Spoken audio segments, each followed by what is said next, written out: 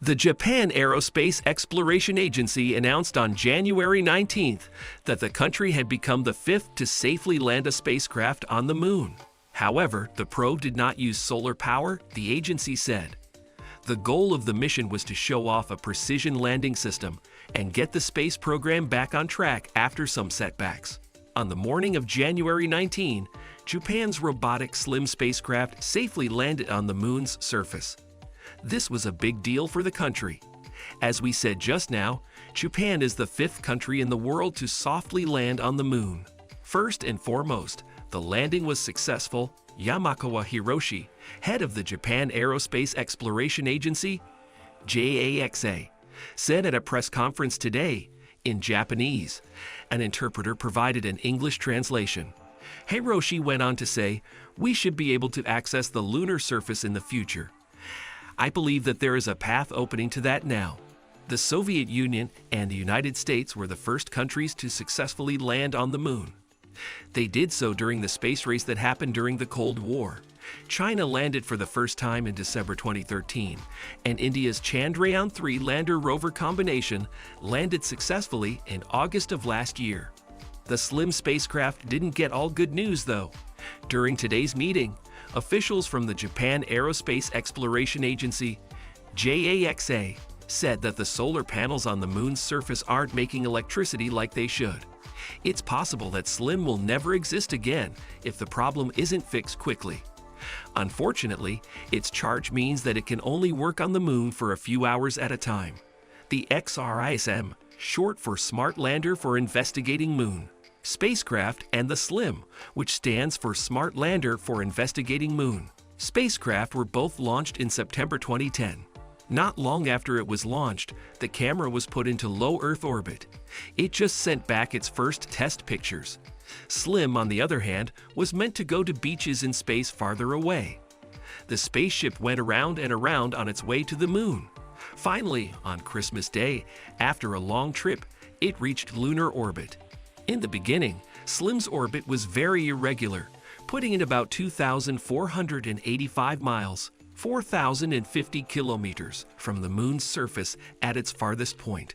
It was 373 miles, 600 kilometers, away from the moon at its closest point. In the very early hours of January 14, SLIM performed an important engine burn that allowed it to finish a circular orbit at an altitude of 373 miles and set the stage for descent and landing operations. After another burn this morning, these steps were taken to a bigger level.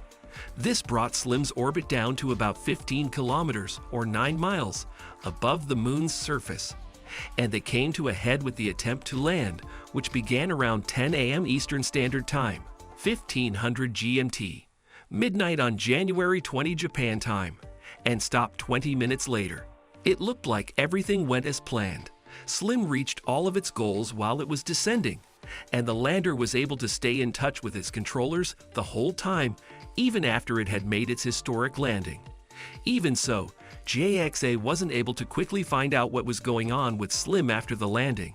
After about an hour, the agency gave us a report at a press conference where they talked about the power problems that were making the investigation hard. Representatives from JAXA say it's not clear why the solar cells aren't working right, but it's very unlikely that they were broken during the landing, since all of SLIM's other gear looks to be in good shape and works as it should. With the facts JAXA has given, it seems likely that the lander is not facing the sun as planned.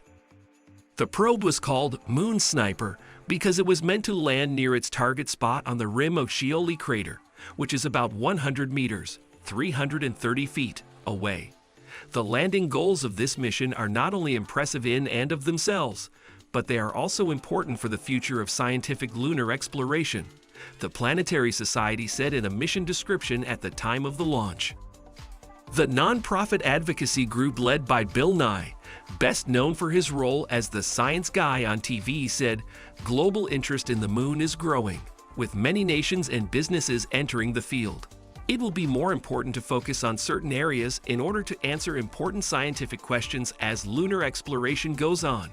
For example, the SLIM mission's architecture is meant to change the rules for landing missions on the moon, so that they land exactly where they are supposed to instead of just where it is easiest to land. During the news conference, JAXA officials said that it looks like SLIM was able to. SLIM mission wanted to show that even very small and simple spaceships can do amazing things in the name of exploration. This is what the Planetary Society says about the probe's weight. 440 pounds, which is about 200 kilograms, reached the level of landing accuracy that was wanted. It's possible, though, that it will take the mission team about a month to confirm that decision.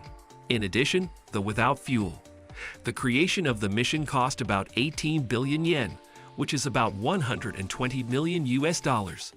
The main goal of SLIM is to show how to land on the moon, but it was also supposed to do some scientific study during its surface mission, which was supposed to last 1 lunar day, which is about 2 weeks on Earth. SLIM doesn't have any heaters because it wants to protect its electrical parts from the cold moon night. With the help of its built-in spectrometer, SLIM planned to study its surroundings, which included a part of Mare Nectaris, also called Sea of Nectar, which is about 15 degrees south of the lunar equator. The information the instrument gathers might help us understand the makeup of the area, which could then shed light on how the moon formed and changed over time. But the instrument won't be able to do that until the solar panels that were installed on SLIM start working. The SLIM also had 2 small rovers on board. One was a hopper called LEV-1, and the other was a ball-shaped vehicle called LEV-2. When used in this way, LEV stands for Lunar Excursion Vehicle. These tiny robots were supposed to gather information and take pictures on their own before they were sent out from the SLIM mothership. In a statement made today, JAXA officials said that the data showed that both LEV-1 and LEV-2 worked as planned. It is also known that LEV-1 is working, which is another thing the mission has done well. SLIM was the first Japanese spaceship to try to land on the moon, but it wasn't the first one. As part of NASA's Artemis 1 project, the country sent a small lander into space in late 2022. It was named Omotenashi. The mission's job was to send an unmanned Orion spaceship into orbit around the moon and back again. No matter what, the Omotenashi's handlers were unable to get in touch with the probe, and the attempt to land it failed in the end. A private lander called Hakuto-R tried to land the spaceship in April 2023, but it failed. The Tokyo Business Space built and managed Hakuto-R. It was able to reach lunar orbit, but failed to land on the moon because it got lost on the edge of a crater. Japan is getting more and more interested in having a bigger part in space, and to compete with China, it is working with its ally, the US. There are also a number of private space companies in Japan.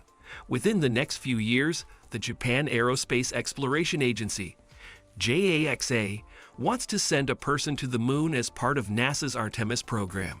However, the Japanese Space Agency has recently had a string of rocket-building mistakes. In March, the launch of their new flagship rocket A3 was one of these failures. The price of this rocket was meant to be the same as those made by business rocket companies like SpaceX. Because of the disaster, all of Japan's space projects were greatly slowed down. This included SLIM and a joint lunar study with India, whose Chandrayaan-3 probe made a historic landing on the moon's south pole in August. The long-awaited trip happened just 10 days after an American commercial company tried to go to the moon, but failed because of a fuel leak that happened hours after the spacecraft took off. It was found that the Peregrine lunar lander had in it the bones of several famous people, as well as the bodies of dead space fans, including one called Vancouver. Thank you so much for watching this video.